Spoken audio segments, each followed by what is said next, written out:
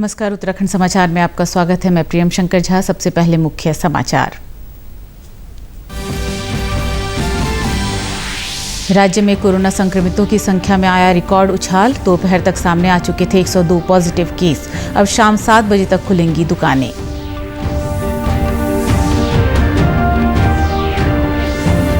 उत्तराखंड के भीतर आवाजाही के लिए अब जरूरी नहीं होगा पास। कैबिनेट बैठक में कर्मचारियों के भत्तों में कटौती न करने का भी फैसला। श्रमिक के क्वारंटीन होने पर देना होगा 28 दिन का वेतन। हाईकोर्ट के निर्देशों के बाद देहरादून की अदालतों में भी शुरू हुआ कामकाज। कचहरी परिसर में प्रवेश को सभी के लिए अनिवार्य किया गया है आरोग्य सेतु ऐप।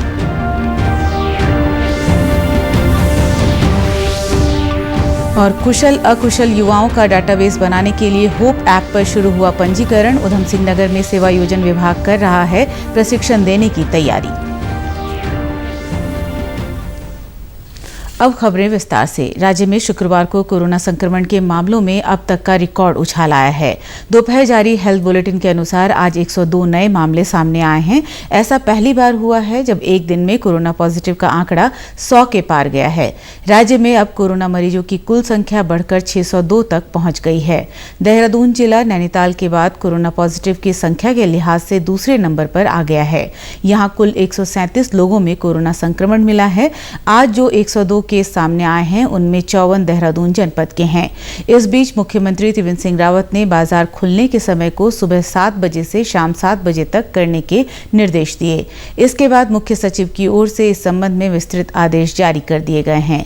इसके साथ ही 1 जून से सभी सरकारी कार्यालयों के खुलने का समय सुबह 10 बजे से शाम 5 बजे तक और सचिवालय व विधानसभा के दफ्तरों का समय सुबह 9:30 बजे से शाम 6 बजे तक यानी लॉकडाउन से पूर्व वाला ही रहेगा।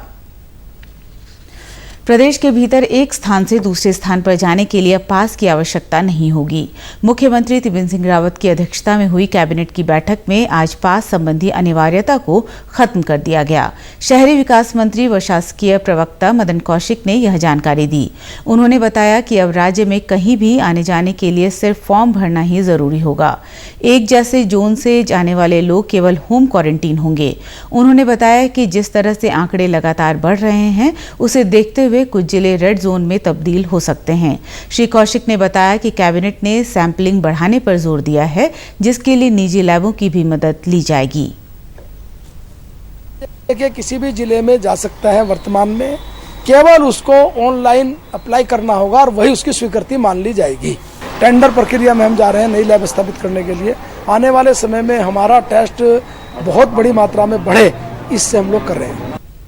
शासकीय प्रवक्ता ने बताया कि कैबिनेट ने कर्मचारियों के भत्तों में किसी तरह की कटौती न करने का निर्णय लिया है। इसके बजाय सभी कर्मचारियों का पूरे वित्तीय वर्ष में प्रत्येक माह 1 दिन का और दायित्वधारियों का 5 दिन का वेतन काटा जाएगा। इसके साथ ही प्रदेश में कोई भी श्रमिक यदि क्वारंटीन रहता है तो उसे 28 दिन का वेतन संबंधित फैक्ट्री या प्रतिष्ठान स्वामी देगा। गढ़वाल मंडल विकास निगम के खनन पट्टे को 1 साल से बढ़ाकर 5 साल करने का भी निर्णय किया गया है। उन्होंने बताया कि अब श्रम सुधार अधिनियम के तहत यूनियन बनाने के लिए कर्मचारियों की संख्या 10 से बढ़ाकर 30% होनी अनिवार्य की गई है। अब 28 फरवरी तक मेडिकल कॉलेज के प्राचार्यों को भी 3 करोड़ तक के उपकरणों की खरीद का अधिकार दे दिया गया है। बैठक में कई अन्य निर्णय भी लिए गए। किसी भी कर्मचारी के किसी भी प्रकार के भत्ते काटने का जो एक प्रस्ताव था उसको रिजेक्ट कर दिया है। एक प्रस्ताव आया था कि सब कर्मचारियों के भत्ते काटने का, हमने कहा ये नहीं काटा जा सकता। अभी तो हमने इससे अलग निर्णय ले लिया कि सब कर्मचारी इस वित्तीय वर्ष के प्रत्येक महीने में अपना 1 दिन का वेतन मुख्यमंत्री राहत कोष में देंगे। हमारे दायित्वधारी 5 दिन का वेतन मुख्यमंत्री राहत कोष में देंगे। उत्तराखंड हाईकोर्ट ने बीते मंगलवार को अदालतों में कामकाज शुरू करने के आदेश दिए थे। इसके चलते आज देहरादून जिला न्यायालय में कोरोना से जुड़े दिशा निर्देशों का अनुपालन करते हुए न्यायिक कार्यों की शुरुआत की गई। जिला जज प्रशांत जोशी ने कोरोना महामारी के मद्देनजर सभी अधिकारियों और अधिवक्ताओं के साथ ही क्लाइंट्स को भी आरोग्य सेतु ऐप डाउनलोड करने के लिए कहा। अदालतों में सैनिटाइजेशन पर विशेष ध्यान दिया जा रहा है। जिला जज ने बताया कि कोर्ट में ड्रॉप बॉक्स भी रखा गया है, जिसमें लोग अपनी एप्लीकेशन डाल सकते हैं, जिस पर अगले दिन सुनवाई की जाएगी। हमारे न्यायालय का कार्य प्रारंभ किया जा रहा है। चरणों में किया जा रहा है। कुछ कोर्टें आज हमने खोल दी हैं और धीरे धीरे फिर हम आगे भी कोर्ट खोलेंगे। कर्मचारी भी कुछ सीमित संख्या में हमने आज बुलाए हैं और वही अर्जेंट मैटर्स हम सुनेंगे। और कोर्ट में सैनिटाइजेशन का वर्क हमारा लगभग पूरा हो गया। रोज़ हम सैनिटाइजेशन करा रहे हैं और वकीलों को भी और अधिकारियों को भी कहा गया है कि अभी इसमें कोट और गाउन का इस्तेमाल न करें और वाइट ड्रेस और बैंड पहने, जिससे कि न्यायालय की गरिमा बनी रहे। कोर्ट में केवल जो इसका मुकदमा लगेगा वही अधिवक्ता अंदर आएंगे और वही पक्षकार अंदर आएंगे। पक्षकार को हम कोशिश कर रहे हैं कि उनको बाहर रोक लें, बाहर से ही वो सुन लें, क्योंकि भीड़ अगर कोर्ट में रहेगी तो उससे कोरोना का प्रचार प्रसार का खतरा बना रहेगा। आरोग्य सेतु अपने मोबाइल में आप डाउनलोड कर लें और मास्क पहने और हर कोर्ट के आगे हमने सैनिटाइज़र रखे हैं और कोई ड्रॉप बॉक्स रखेंगे। एप्लीकेशन डायरेक्ट नहीं आएंगी, वो ड्रॉप बॉक्स में एप्लीकेशन डालेंगे। जैसे आज एप्लीकेशन डालेंगे तो कल के दिन हम उसमें फिर सुनवाई करेंगे। वहीं बार एसोसिएशन के पदाधिकारियों का कहना है कि हाईकोर्ट के दिशा निर्देशों का पालन किया जा रहा है। कोर्ट में अनावश्यक भीड़ न हो, इसका ध्यान रखा जा रहा है। माननीय उच्च न्यायालय नैनीताल के आदेश के अनुपालन में आज से हमारे जो देहरादून के न्यायालय हैं वो लोग सिर्फ अति आवश्यक कार्यों के लिए ही खुले हुए हैं, चैम्बर बंद हैं। आज हमारे यहाँ 2 एडीजे रूटीन भाई बैठे हैं और एक सिविल जज साहब बैठे हैं और नीचे लोअर कोर्ट में 4 मजिस्ट्रेट बैठे हुए हैं, क्योंकि 48,000 से ऊपर की केवल चालानों की पेंडेंसी है, उनका निस्तारण करने के लिए। और सारे अधिवक्ताओं का हमने आरोग्य सेतु ऐप डाउनलोड करने के लिए कहा। बिना उसके इस कचहरी प्रांगण में ना तो एडवोकेट्स की एंट्री है, ना ही जो क्लाइंट हैं वाहिदकारी हैं उनकी एंट्री है। सबको आरोग्य सेतु ऐप लोड करना ज़रूरी है। लॉकडाउन के दौरान उत्तराखंड के ऐसे कुशल और अकुशल युवाओं का डाटाबेस बनाने और उसके आधार पर रोजगार व स्वरोजगार के अवसर उपलब्ध कराने के उद्देश्य से सरकार ने होप ऐप लॉन्च किया है। उधम सिंह नगर जिले में सेवा योजन विभाग के माध्यम से इस पोर्टल पर पंजीकरण शुरू किया गया है। जिला सेवा योजन अधिकारी राजेंद्र कुमार पंत ने बताया कि पंजीकरण होने के बाद कुशल व अकुशल युवाओं को प्रधानमंत्री कौशल विकास केंद्र पर प्रशिक्षण दिया जाएगा। मई 2020 में मुख्यमंत्री महोदय द्वारा होप ऐप शुरू किया गया है। इस ऐप का उद्देश्य ये है कि हमारे जो प्रवासी नागरिक उत्तराखंड में आ रहे हैं उनका जो है कौशल विकास किया जाए और कौशल विकास के बाद उन्हें स्वरोजगार के लिए प्रोत्साहित किया जाए। पोर्टल भी बनाया है। इसके माध्यम से ऑनलाइन जो हमारे प्रवासी भारतीय अभी वर्तमान में उत्तराखंड में आ रहे हैं वो ऑनलाइन अपना रजिस्ट्रेशन करके वो जिस क्षेत्र में अपना कौशल विकास से संबंधित ट्रेनिंग लेना चाहते हैं उसका विकल्प भर के अपना रजिस्ट्रेशन कराएंगे। वहीं लाभार्थियों का कहना है कि सरकार की यह पहल काफी सराहनीय है। इससे युवाओं को लाभ होगा। मैं जॉब करती थी लेकिन कोविड-19 की वजह से मैं बेरोजगार हो चुकी हूँ। यहाँ आगे मुझे पता चला है कि उत्तराखंड सरकार के द्वारा माननीय मुख्यमंत्री जी के द्वारा एक होप ऐप का प्रयोग किया गया है, संचालन किया गया है। इस ऐप में मैंने रजिस्ट्रेशन कराया है और मैं इस ऐप के माध्यम से परीक्षण लेकर अपना रोजगार स्वयं अपना स्वरोजगार स्थापित करने की कोशिश करूँगी। इन दिनों बड़ी संख्या में प्रवासी उत्तराखंडी अपने घरों को लौट रहे हैं, मगर इन लोगों को यह भी चिंता होने लगी है कि अब आजीविका के लिए क्या किया जाए। ऐसे में जहां कुछ लोगों ने बंजर खेतों को आबाद करना शुरू किया है, तो वहीं सरकार ने भी प्रवासियों को स्वरोजगार से जोड़ने की कोशिशें शुरू की हैं। बागेश्वर जिले में अभी तक 21,000 प्रवासी लौट आए हैं। 14 दिन का क्वारंटीन के बाद वे अब रोजी रोटी की तलाश में जुट गए हैं। घर लौटे प्रवासियों का कहना है कि दूसरे प्रदेशों में मामूली नौकरी करना उनकी मजबूरी है, मगर अब वे खुद का रोजगार शुरू करना चाहते हैं। यदि सरकार उन्हें स्वरोजगार के लिए मदद करे तो वे प्रदेश से बाहर नहीं जाएंगे। यहाँ पे अभी क्या होता है, सरकार बोल तो रही है कि जॉब वॉब दिलवाएंगे, ये है वो है, तो शायद कर लेंगे। वहाँ जाने की जरूरत है, अपने क्षेत्र में मिल जाए तो वहाँ जाने की जरूरत क्या हमारे को दिल्ली इतनी दूर।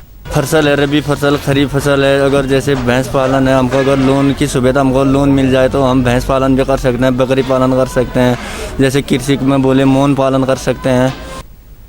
इस बीच उत्तराखंड लौट रहे प्रवासियों को स्वरोजगार से जोड़ने के लिए सरकारी तौर पर भी प्रयास तेज हो गए हैं। कृषि व उद्यान विभाग इसके लिए अपनी विभिन्न योजनाओं के माध्यम से लोगों की मदद में जुट गए हैं। बाहर से जो लॉकडाउन की स्थिति उत्पन्न हुई थी, इसके बाद जो आ रहे हैं तो बहुत लोग हम लोगों से संपर्क भी कर रहे हैं, नए लोग जो खेती करना चाह रहे हैं। तो उनको अच्छे तरह से हम लोग गाइड भी कर रहे हैं और अपने जो फील्ड कर्मचारी हैं उनको निर्देश भी दिए हैं हम कि संपर्क करके उनको अच्छे से गाइड करें। और चूँकि सरकार ने इसकी स्थिति को देखते हुए 75% अनुदान पर इस बार सीड उपलब्ध कराया है, तो हम लोग बीज उपलब्ध करा रहे हैं और प्रवासी भी संपर्क में लगातार हैं जो नए खेती करना चाहिए उनके लिए हम बीज दे रहे हैं। टिहरी जिले में कोरोना पॉजिटिव मामलों का डबलिंग रेट घटकर 2 दिन हो गया है। इसे देखते हुए जिला प्रशासन ने एक और अस्थायी अस्पताल का निर्माण शुरू किया है। इस संबंध में जिलाधिकारी मंगेश घिल्डियाल ने कोटी कॉलोनी स्थित एडवेंचर स्पोर्ट्स एकेडमी का निरीक्षण किया। टिहरी के एसडीएम और स्वास्थ्य विभाग के अधिकारियों को अगले 5-6 दिन के भीतर स्पोर्ट्स एकेडमी को आइसोलेशन के लिए अस्थायी अस्पताल के तौर पर तैयार करने के निर्देश दिए। 2 दिन पहले ही सुरसिंह धार में नर्सिंग कॉलेज को अस्थायी अस्पताल में तब्दील किया गया है। अब स्पोर्ट्स एकेडमी को 220 बेड के आइसोलेशन अस्पताल के तौर पर तैयार किया जा रहा है। इसके साथ ही जिला मुख्यालय के आसपास कोरोना संक्रमितों के लिए करीब 500 बेड उपलब्ध होंगे। इससे पूर्व जिलाधिकारी ने स्पोर्ट्स एकेडमी के छात्रावास में संस्थागत क्वारंटीन किए गए लोगों का हाल जाना और भोजन, पेयजल, विद्युत आदि व्यवस्थाओं की जानकारी ली। पर जो स्पोर्ट्स कॉलेज का हॉस्टल है और एडवेंचर सेंटर्स हैं, इसमें हमने आज निरीक्षण किया है और देखा है कि 70 बेड हम हॉस्टल में लगा सकते हैं और जो हमारा एडवेंचर सेंटर है वहाँ पर 150 बेड लग सकते हैं। हम इसको टोटल एसिम्प्टोमेटिक पॉजिटिव केसेस के लिए यूज़ करेंगे, तो 220 बेड का ये फैसिलिटी होगा। इसमें हम लोग ड्यूटीज़ असाइन कर रहे हैं। यहाँ पर जितने भी संदिग्ध हैं उनको हम होटल्स में शिफ्ट करेंगे। तो सुरसिंह धार में हमारी 350 की बेड कैपेसिटी के बाद 220 की बेड कैपेसिटी यहाँ पर क्रिएट होगी। तो मुझे उम्मीद है कि क्योंकि जिस प्रकार से हमारा डबलिंग रेट है 2 दिन तक, 2 दिन में हमारे केस डबल हो रहे हैं, तो आने वाले समय में अगर यही ट्रेंड रहा तो हमें 4 से 5 दिन में लगभग 500 से 600 बेड की ज़रूरत पड़ेगी। टिहरी जिले के घनसाली क्षेत्र में कोरोना संक्रमण के मामलों में तेजी से हो रही वृद्धि को देखते हुए एसएसपी के साथ क्षेत्र का दौरा किया। उन्होंने तहसील सभागार में घनसाली व्यापार मंडल के सदस्यों के साथ बैठक की। जिलाधिकारी ने कहा कि जिले में जिस तेजी से कोरोना संक्रमण के मामले बढ़ रहे हैं, उसी तेजी से समुचित व्यवस्थाएं जुटाने की भी आवश्यकता है। उन्होंने कहा कि घनसाली क्षेत्र में कोरोना के मामलों में तेजी से वृद्धि हुई है। यदि यह स्थिति आगे भी जारी रहती है तो सभी को साथ मिलकर इससे निपटना होगा। बैठक में व्यापारियों और होटल व्यवसायियों ने हर संभव सहयोग का आश्वासन दिया। व्यापार मंडल ने घनसाली और चमियाला में प्रतिष्ठान सुबह 7 से दोपहर 1 बजे तक खोलने का निर्णय लिया। 186 ग्राम पंचायतों का ये ग्रामीण बाजार बहुत कंजेस्टेड बाजार है और प्रवासी भाई जिस तरह से बाजार में आ रहे थे, निश्चित रूप से संक्रमण होने के चांस थे। मंगलेश घिल्डियाल जी, उनका जो आते ही निर्णय उन्होंने लिया कि मोहनकृति जनपद के प्रवेश द्वार पर सबको क्वारंटाइन करेंगे और वहीं उनका सैंपल लिया जाएगा। जो इसमें नेगेटिव हो उनको घर के लिए छोड़ा जाएगा। पूरे 14 दिन तक वहाँ पर रहेंगे और उनके इस निर्णय से हमारा सारा खतरा टल गया। उच्च शिक्षा राज्य मंत्री धन सिंह रावत ने सूचना विभाग में कार्यरत अधिकारी मनोज श्रीवास्तव की पुस्तक का विमोचन किया है। लेखक का कहना है कि कोरोना आने के बाद लोगों में जीवन के प्रति भय पैदा हुआ है, मगर लोगों को अपनी जीवन शैली को बदलना होगा। हमें कोरोना को समस्या के रूप में न देखकर एक अवसर के रूप में देखना होगा। यही इस पुस्तक के माध्यम से बताने की कोशिश की गई है। उत्तराखंड के समाचारों में इतना ही। चलते चलते मुख्य समाचार एक बार फिर। राज्य में कोरोना संक्रमितों की संख्या में आया रिकॉर्ड उछाल। दोपहर तक सामने आ चुके थे 102 पॉजिटिव केस। अब शाम 7 बजे तक खुलेंगी दुकानें।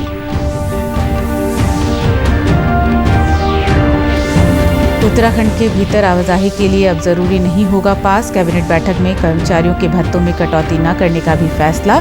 श्रमिक के क्वारंटीन होने पर देना होगा 28 दिन का वेतन।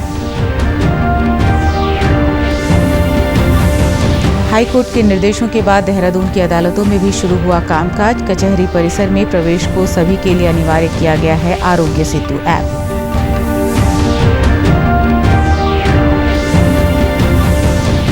और कुशल अकुशल युवाओं का डाटाबेस बनाने के लिए होप ऐप पर शुरू हुआ पंजीकरण। उधम सिंह नगर में सेवा योजन विभाग कर रहा प्रशिक्षण देने की तैयारी। इस बुलेटिन में इतना ही। नमस्कार।